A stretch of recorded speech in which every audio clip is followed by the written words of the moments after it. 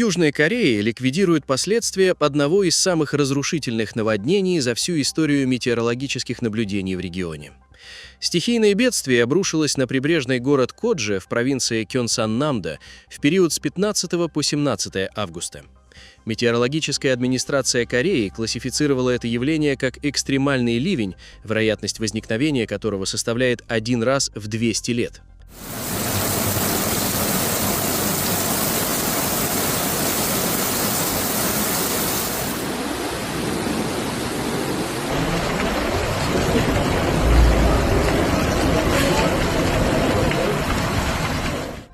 По официальным данным, за 3 дня непрерывных дождей в регионе выпал исторический максимум осадков – 972,6 мм. Этот объем эквивалентен полной летней норме осадков для данной территории. Пик стихии пришелся на понедельник, 17 августа.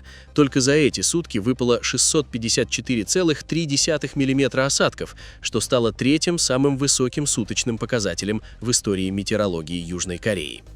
Абсолютный пик интенсивности ливня зафиксирован в 4 часа утра.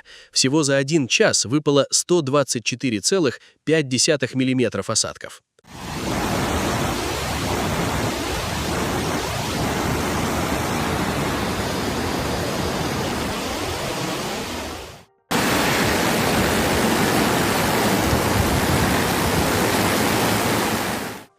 Причиной аномалии стало разрушение тайфуна номер 13 «Дельфин». Ослабев до зоны низкого давления, он втянул горячий и экстремально влажный воздух с Южно-Китайского моря, где температура воды составляла рекордные 27-28 градусов Цельсия.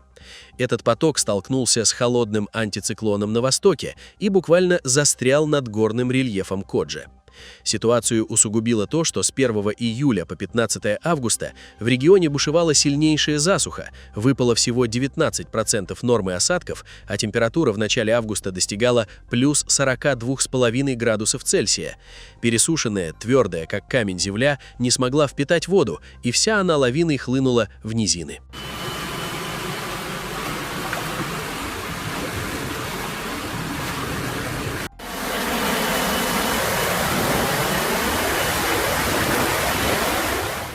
В 2 часа 10 минут ночи 17 августа Национальная служба безопасности разослала жителям Кодже приказ об обязательной экстренной эвакуации. Около 4:30 утра в районе Окпхо-Дон оползень сошел на жилой многоквартирный дом, полностью завалив первый этаж. Спасатели извлекли из-под завалов 3 человек, однако один из них скончался в больнице от полученных травм.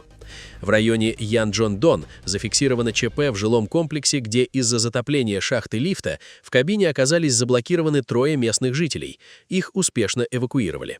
Всего из зон повышенного риска в муниципальные центры было вывезено более 150 человек.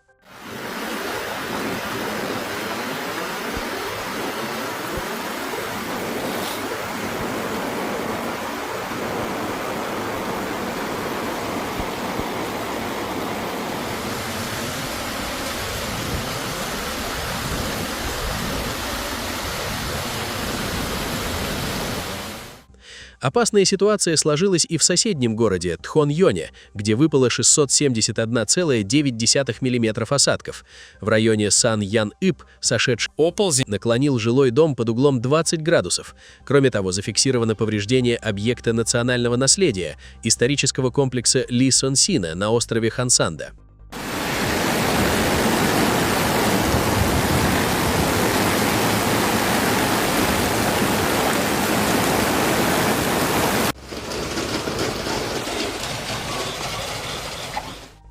Стихия нанесла серьезный ущерб коммунальной и социальной инфраструктуре. Из-за масштабных разрывов водопроводных сетей 4177 домов полностью лишились водоснабжения. Еще 1656 домохозяйств были обесточены в пик наводнения. Затопленными оказались 365 гектаров сельскохозяйственных угодий. По данным Министерства образования, в регионе повреждено 41 здание учебных заведений, в том числе 10 детских садов и 27 школ. В них зафиксированы затопление первых этажей и протечки кровли. Учебный процесс приостановлен.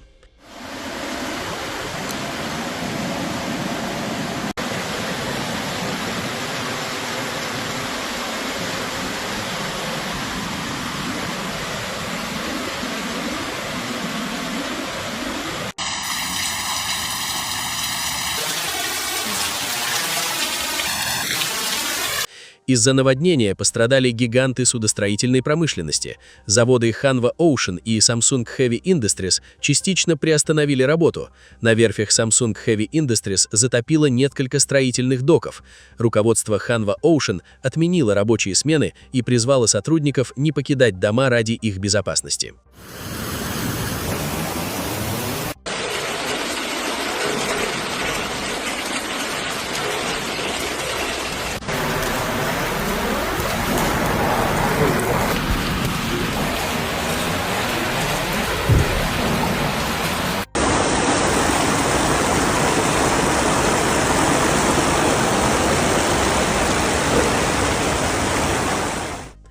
Правительство Южной Кореи ввело в регионе первый уровень чрезвычайного реагирования. Министерство внутренних дел и безопасности увеличило финансирование, выделив дополнительную специальную субсидию в размере 2 миллиардов вон к ранее объявленным траншам. На улицах городов развернута группировка из 3000 человек, включая спасателей, полицию и военнослужащих. В ликвидации завалов задействовано более 250 единиц инженерной техники. На данный момент коммунальные службы продолжают расчистку завалов и откачку воды из затопленных районов.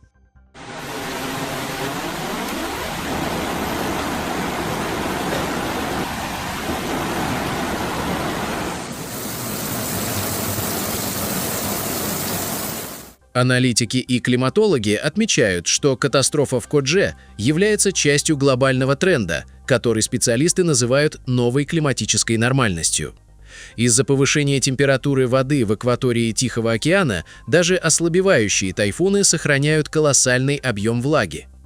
Южнокорейские эксперты подчеркивают, традиционные городские ливневые системы, спроектированные по стандартам 20 века, больше не способны справляться с пиковыми нагрузками, превышающими 100 мм осадков в час.